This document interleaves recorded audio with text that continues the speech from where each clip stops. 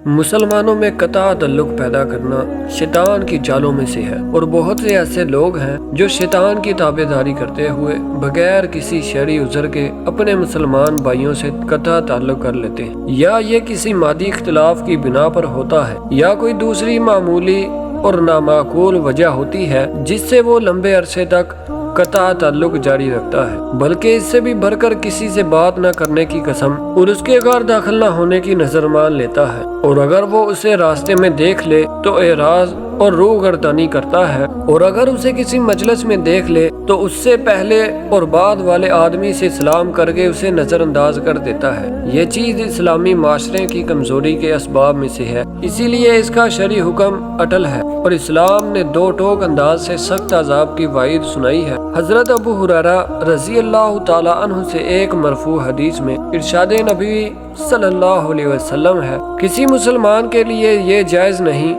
کہ وہ اپنے بھائی سے 3 دن سے زیادہ قطع تعلقی کرے۔ جس شخص نے 3 دن سے زیادہ قطع تعلق کیا اور وہ اسی حالت میں مر جائے تو وہ جہنم میں داخل ہوگا۔ حضرت ابو خراش السلمی رضی اللہ تعالی عنہ سے ایک مرفوع حدیث میں ارشاد نبوی صلی اللہ علیہ وسلم ہے، جس شخص نے 1 سال تک اپنے مسلمان بھائی سے قطع تعلق کیا تو وہ اس کے قتل کے برابر ہوگا۔ مسلمانوں میں قطع تعلقی کے نقصانات میں سے یہی کیا کم ہے کہ وہ شخص اللہ تعالیٰ کی رحمت و مغفرت سے محروم ہو جاتا ہے۔ حضرت ابو ہریرہ رضی اللہ تعالی عنہ سے ایک مرفوع حدیث میں ارشاد نبوی صلی اللہ علیہ وسلم ہے، ہر ہفتے میں 2 بار لوگوں کے اعمال اللہ کے حضور پیش کیے جاتے ہیں، سوموار اور جمعرات کو ہر مومن بندے کی مغفرت ہو جاتی ہے سوائے اس بندے کے کسی کے ساتھ بغض و کینہ یا دشمنی و جھگڑا ہو۔ اللہ تعالیٰ اپنے فرشتوں سے فرماتا ہے، ان دونوں کو چھوڑ دو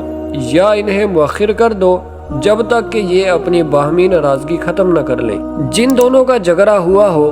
ان میں سے کوئی توبہ کر لے تو اسے چاہیے کہ وہ اپنے بھائی کی طرف رجوع کرے اور اس کو سلام کرے، اور اگر یہ سلام کرے اور دوسرا انکار کرے تو اس کا ذمہ بری ہو جائے گا، اور جس نے انکار کیا ہو اسے ہی نقصان ہوگا۔ حضرت ابو ایوب رضی اللہ تعالی عنہ سے ایک مرفوع حدیث میں ارشاد نبوی صلی اللہ علیہ وسلم ہے، کسی آدمی کے لیے یہ جائز نہیں کہ وہ اپنے کسی مسلمان بھائی سے 3 راتوں تک قطع تعلق کرے، دونوں ملیں تو یہ ادھر منہ پھیر لے اور وہ ادھر کو، اور ان دونوں میں سے جو پہلے سلام کرے گا وہ بہتر ہے۔ ہاں البتہ اگر شرعی سبب پایا جائے جیسا کہ ترک نماز یا کسی برائی پر اصرار ہو تو اگر قطع تعلق کرنے سے خطا کار کو فائدہ ہو اور یہ اسے اچھائی کی طرف لوٹا دے